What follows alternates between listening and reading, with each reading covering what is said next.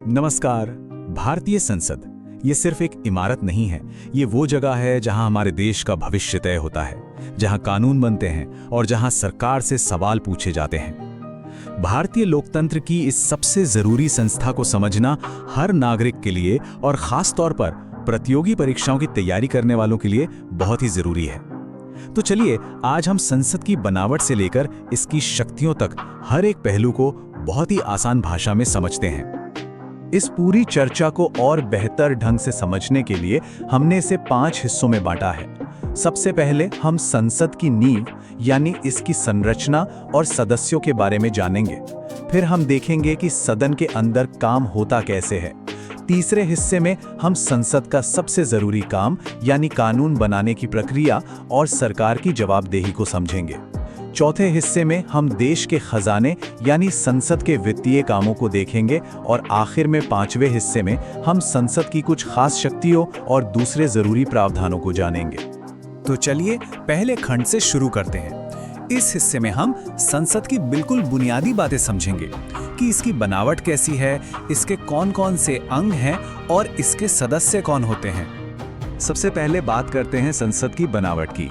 जैसा कि हम देख सकते हैं, यहाँ 2 तस्वीरें हैं, पुरानी और नई संसद की। देखिए, संविधान का अनुच्छेद 79 कहता है कि भारत की संसद के 3 अंग हैं, लोकसभा, राज्यसभा और राष्ट्रपति। ये एक बहुत ही महत्वपूर्ण पॉइंट है, इसे याद रखिएगा। अब जरा इन दोनों इमारतों के बीच के फर्क को समझते हैं। जो पुरानी संसद थी वो गोलाकार यानी सर्कुलर थी और इसे एडविन ल्यूटियंस ने डिजाइन किया था। आज इसे संविधान सदन के नाम से जाना जाता है। दूसरी तरफ जो नई संसद है उसका आकार त्रिकोणीय यानी ट्रायंगुलर है और इसके वास्तुकार हैं बिमल पटेल। इसकी क्षमता भी काफी ज्यादा है। नई लोकसभा में 888 सीटें हैं, जिसकी थीम हमारे राष्ट्रीय पक्षी मोर पर है, जबकि राज्यसभा में 384 सीटें हैं और इसकी थीम राष्ट्रीय फूल कमल पर आधारित है। नई संसद में पवित्र सेंगोल की स्थापना भी एक बड़ी विशेषता है। भारतीय संसद द्विसदनीय है, यानी इसके 2 सदन हैं, लोकसभा और राज्यसभा। चलिए इन दोनों के बीच का अंतर समझते हैं। एक तरफ है लोकसभा, जिसे हाउस ऑफ द पीपल या निचला सदन भी कहते हैं। यहाँ सदस्य सीधे चुनाव से चुनकर आते हैं। लोकसभा का सदस्य बनने के लिए कम से कम 25 साल की उम्र होनी चाहिए। इसका कार्यकाल 5 साल का होता है और एक अस्थायी सदन है जिसे भंग भी किया जा सकता है। अब बात करते हैं राज्यसभा की, जिसे काउंसिल ऑफ स्टेट्स या ऊपरी सदन कहा जाता है। यहाँ के सदस्यों का चुनाव अप्रत्यक्ष तरीके से होता है। सदस्य बनने के लिए न्यूनतम उम्र 30 साल है। अच्छा, लोकसभा के उलट ये एक स्थायी सदन है जो कभी भंग नहीं होता।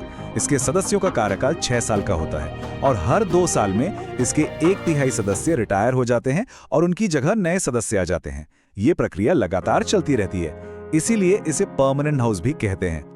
अब बात करते हैं सीटों के बंटवारे और सदस्यों की योग्यताओं की। सबसे पहले सीटें देखते हैं।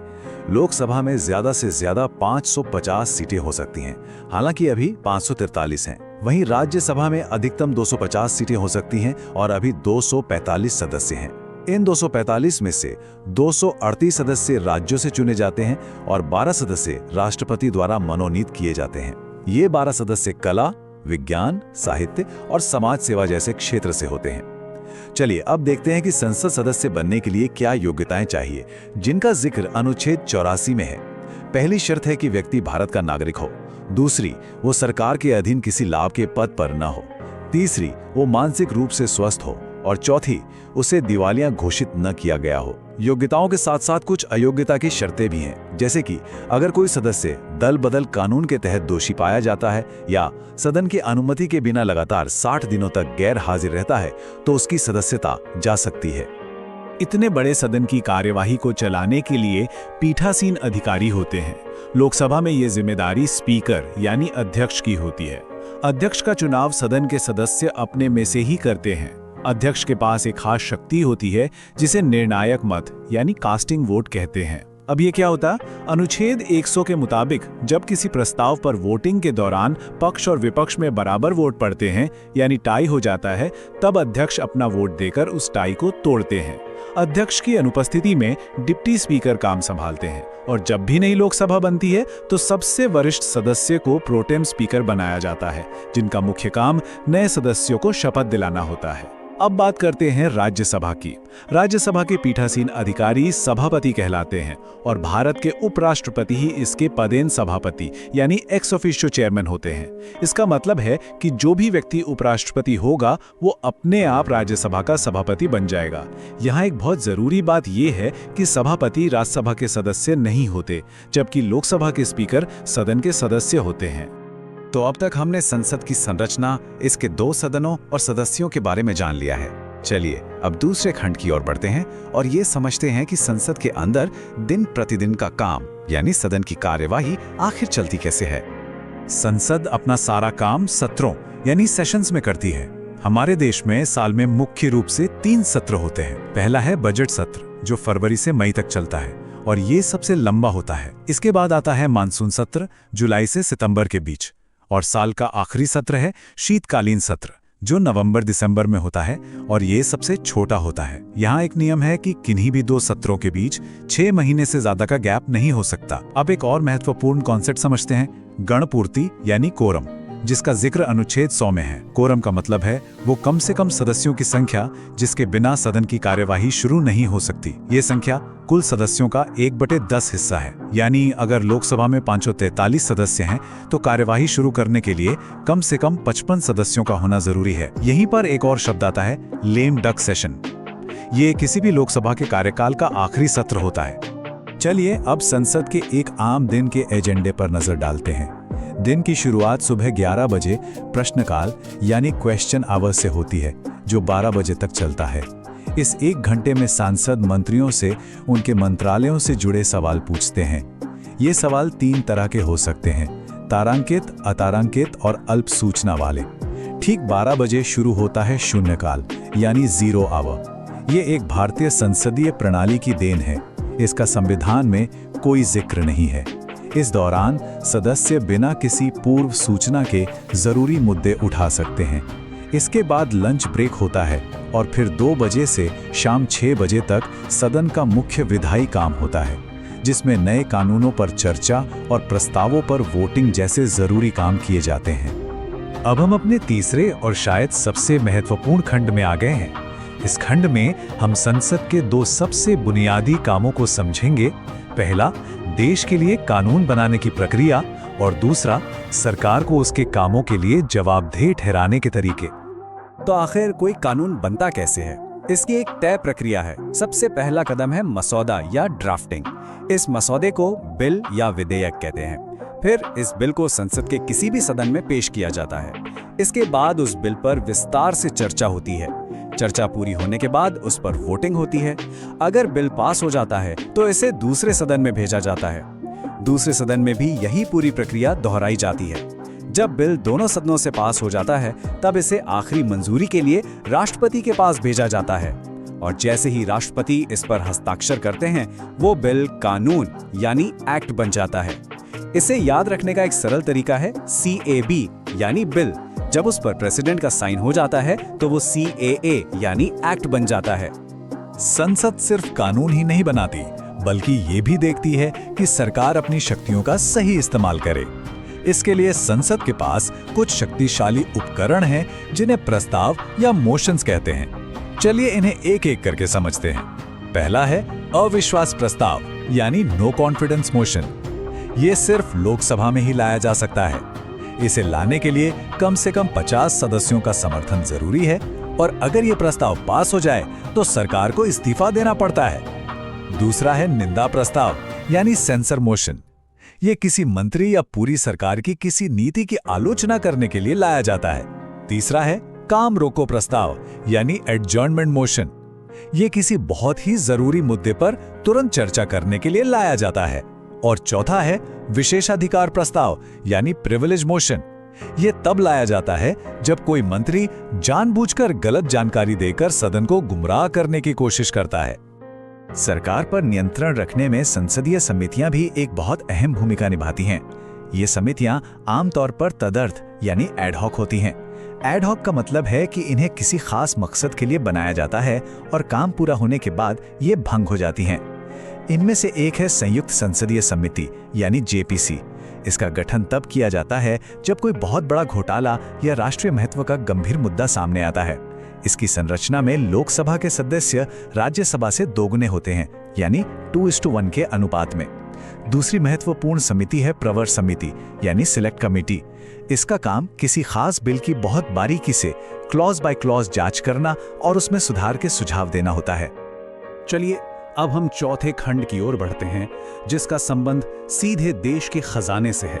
इस खंड में हम ये समझेंगे कि संसद देश के वित्त यानी जनता के पैसे पर नियंत्रण कैसे रखती है। वित्तीय मामलों में सबसे महत्वपूर्ण विधेयक है धन विधेयक, यानी मनी बिल, जिसका जिक्र संविधान के अनुच्छेद 110 में है। इसकी परिभाषा में टैक्स लगाना या हटाना, सरकार द्वारा कर्ज लेना या भारत की संचित निधि से जुड़े मामले आते हैं। इसे सदन में पेश करने से पहले राष्ट्रपति की पूर्व अनुमति जरूरी होती है और सबसे महत्वपूर्ण बात, इसे सिर्फ लोकसभा में ही पेश किया जा सकता है। कोई बिल धन विधेयक है या नहीं, इसका आखिरी फैसला लोकसभा के स्पीकर का होता है। राज्यसभा की शक्ति इस मामले में बहुत सीमित है। वो इस बिल को सिर्फ 14 दिनों तक अपने पास रोक सकती है।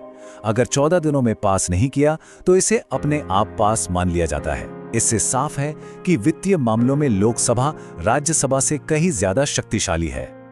हम सब बजट शब्द का बहुत इस्तेमाल करते हैं, लेकिन हमारे संविधान में बजट शब्द का कहीं भी जिक्र नहीं है।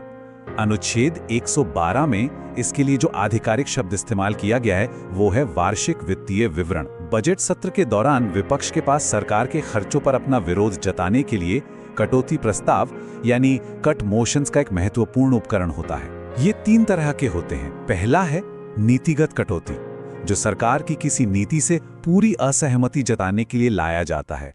दूसरा है अर्थगत कटौती, जिसका उद्देश्य खर्च में कमी लाना होता है।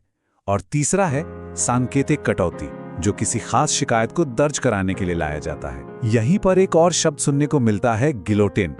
इसका मतलब होता है कि जब बजट पर चर्चा के लिए समय खत्म हो रहा हो तो बची हुई सभी मांगों को बिना चर्चा के ही सीधे वोटिंग के लिए रख देना। संसद के वित्तीय नियंत्रण को मजबूत बनाने के लिए 3 स्थायी वित्तीय समितियां हैं, जिन्हें संसद की आंखें भी कहा जाता है। पहली है लोक लेखा समिति, यानी PAC। इसमें कुल 22 सदस्य होते हैं, 15 लोकसभा से और 7 राज्यसभा से। इसका मुख्य काम CAG की रिपोर्ट की जांच करना है। परंपरा के अनुसार इसका अध्यक्ष विपक्ष का नेता होता है। दूसरी समिति है प्राक्कलन समिति, यानी एस्टिमेट्स कमेटी। इसमें 30 सदस्य होते हैं और सभी सिर्फ लोकसभा से होते हैं। ये संसद की सबसे बड़ी स्थायी समिति है। इसका काम बजट के अनुमानों की जांच करना है। तीसरी समिति है लोक उपक्रम समिति, यानी कोपू। इसमें भी 22 सदस्य होते हैं, 15 लोकसभा से और 7 राज्यसभा से। इसका काम सरकारी कंपनियों के खातों की जांच करना है। यहाँ एक बहुत जरूरी बात यह है कि कोई भी मंत्री इन तीनों में से किसी भी समिति का सदस्य नहीं हो सकता, ताकि ये समितियां निष्पक्ष रूप से काम कर सकें। चलिए अब हम अपने आखिरी और 5वें खंड पर आते हैं। इसमें हम संसद की कुछ विशेष शक्तियों, राष्ट्रपति की विधायी भूमिका और सदन के अंदर के कुछ खास नियमों को जानेंगे। कभी कभी ऐसा होता है कि एक साधारण बिल पर लोकसभा और राज्यसभा में सहमति नहीं बन पाती। इस स्थिति को गतिरोध या डेडलॉक कहते हैं। इसे सुलझाने के लिए हमारे संविधान के अनुच्छेद 108 में संयुक्त अधिवेशन यानी जॉइंट सेशन का प्रावधान है। इसे बुलाते राष्ट्रपति हैं, लेकिन इसकी अध्यक्षता लोकसभा के अध्यक्ष यानी स्पीकर करते हैं। क्योंकि लोकसभा में सदस्यों की संख्या ज्यादा है, इसलिए फैसला अक्सर लोकसभा के पक्ष में ही होता है। यहाँ एक बात ध्यान रखने वाली है, संविधान संशोधन विधेयक और धन विधेयक के मामले में संयुक्त अधिवेशन नहीं बुलाया जा सकता। हमारे संसदीय इतिहास में आज तक ऐसा सिर्फ 3 बार हुआ है। 1961 में दहेज उन्मूलन विधेयक के लिए, 1978 में बैंकिंग सेवा आयोग विधेयक के लिए और 2002 में आतंकवाद निरोधक कानून यानी पोटा के लिए। एग्जाम पॉइंट ऑफ व्यू से ये तीनों बहुत महत्वपूर्ण हैं। राष्ट्रपति के पास भी कुछ महत्वपूर्ण विधायी शक्तियां हैं। पहली है अध्यादेश यानी ऑर्डिनेंस जारी करने की शक्ति, जिसका जिक्र अनुच्छेद 123 में है। जब संसद का सत्र न चल रहा हो और किसी कानून की तुरंत जरूरत हो, तब राष्ट्रपति एक अस्थायी कानून जारी कर सकते हैं। इसकी अधिकतम अवधि 6 महीने और 6 सप्ताह हो सकती है। राष्ट्रपति की दूसरी शक्ति है वीटो पावर, जो उन्हें अनुच्छेद 111 के तहत मिलती है। ये 3 तरह की होती है। पहली आत्यंतिक वीटो, एब्सोल्यूट वीटो, यानी बिल पर अनुमति ना देना। दूसरी निलंबनकारी वीटो, सस्पेंसिव वीटो। इसमें राष्ट्रपति बिल को एक बार पुनर्विचार के लिए लौटा सकते हैं। और तीसरी है जेबी वीटो, पॉकेट वीटो। इसमें राष्ट्रपति बिल पर कोई फैसला नहीं लेते और उसे अनिश्चित काल के लिए अपने पास रख लेते हैं। इसका सबसे प्रसिद्ध उदाहरण पूर्व राष्ट्रपति ज्ञानी जैल सिंह द्वारा भारतीय डाक संशोधन बिल पर पॉकेट वीटो के इस्तेमाल करना था। अब अंत में सदन के अंदर के कुछ जरूरी नियमों को देखते हैं। पहला है संसद की भाषा।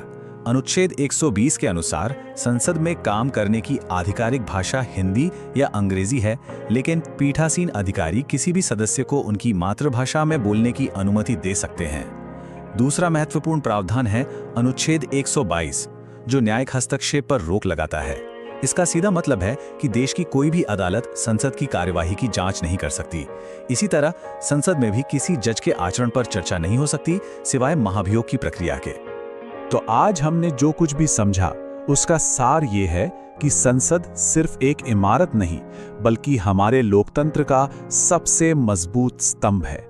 ये देश की सर्वोच्च कानून बनाने वाली संस्था है। ये सरकार की जवाबदेही तय करने का सबसे बड़ा मंच है और ये जनता के पैसे की सबसे बड़ी संरक्षक है। और अंत में मैं आपके लिए एक सवाल छोड़कर जा रहा हूं। जैसे जैसे हमारा देश बदल रहा है, नई चुनौतियां सामने आ रही हैं, ऐसे में संसद को खुद को कैसे बदलना चाहिए ताकि वो आने वाले समय में भी भारतीय लोकतंत्र का एक प्रभावी और प्रासंगिक केंद्र बनी रहे। इस पर जरूर सोचिएगा। धन्यवाद।